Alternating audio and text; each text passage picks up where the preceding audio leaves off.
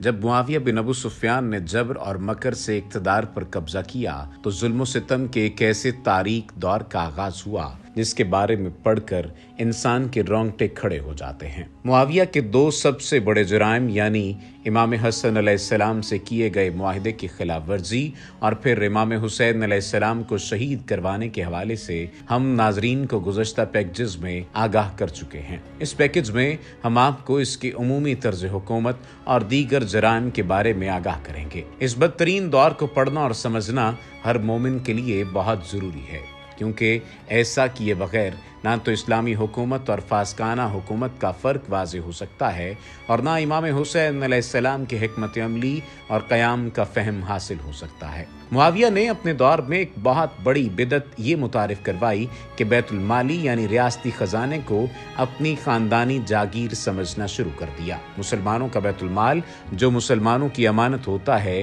عوامی فلاح و بہبود کی بجائے بادشاہ کے پرتعیش محلات، اس کے شہزادوں اور بیگمات کی عیاشی اور حکمران خاندان کے سیاسی مفادات کو تقویت پہنچانے کے کام آنے لگا۔ شریعت میں اس امر کی کوئی گنجائش نہیں ہے، لیکن معاویہ یہ سب کام کھلے عام کرتا تھا۔ جہاں گزشتہ خلفاء سادگی پسند تھے، وہیں معاویہ نے اسلام کے مزاج سے انحراف کر کے محلوں میں رہنا شروع کر دیا اور قیمتی لباس پہننے لگا۔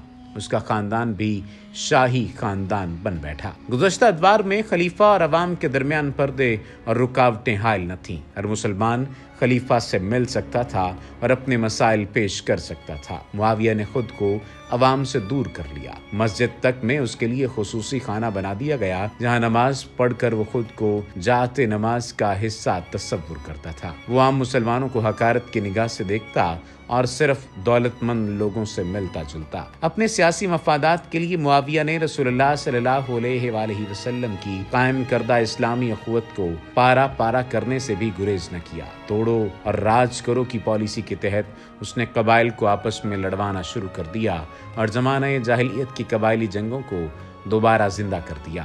دین میں بدعات کا بھی ایک لمبا سلسلہ ہے جو اس کے دور میں شروع ہوا۔ بے حد فربا ہونے کے سبب وہ کھڑے ہو کر خطبہ دینے سے قاصر تھا، اس لیے وہ بیٹھ کر خطبہ دیتا، جو سراسر بدعت تھی۔ جرائم کی ان لمبی فہرست میں سے ایک بھی جرم اسے نااہل ثابت کرنے کے لیے کافی ہے، لیکن یہ تفصیل یہاں ختم نہیں ہوتی۔ ان تمام جرائم سے بھی بڑے دو عموی جرائم ہیں۔ پہلا جرم ممبروں سے مولا علی علیہ السلام اور ان کے چاہنے والوں پر لعن طعن اور سب و شتم ہے۔ مولا علی علیہ السلام کے چاہنے والوں میں سر فہرست رسول کریم صلی اللہ علیہ وآلہ وسلم ہے۔ گویا بالواسطہ طور پر یہ سب و شتم رسول خدا کی ذات تک کی جاتی۔ معاویہ نے حکم دے رکھا تھا کہ ہر جمعے اور عید کے خطبے میں مولا علی علیہ السلام کو گالیاں دی جائیں، مولا کائنات پر جھوٹے الزام لگائے جائیں اور مولا علی علیہ السلام کی کھل کر حمایت کرنے والوں کو سزائیں دی جائیں۔ صحابہ و تابعین پر تشدد اور شیعان علی کا قتل معاویہ کا دوسرا بڑا جرم ہے۔ یوں تو اس کی درجنوں مثالیں ہیں، لیکن حجر بن عدی اور میثم تمار کی شہادت کے واقعات سب سے دردناک ہیں۔ مجموعی طور پر معاویہ کا طرز حکومت اسلام سے پوری طرح ہٹ کر زمانہ جاہلیت کے عرب رسم و رواج اور کیسر و کسرہ کے انداز حکمرانی کا ملغوبہ بنایا گیا۔ یوں اس کا ساتھ دینے والے مسلمانوں پر بھی واضح ہو گیا کہ حضرت عثمان کے قصاص کا مطالبہ محض ایک بہانہ تھا، اصل مقصد اپنی ذات اور خاندان کے لیے اقتدار کا حصول تھا۔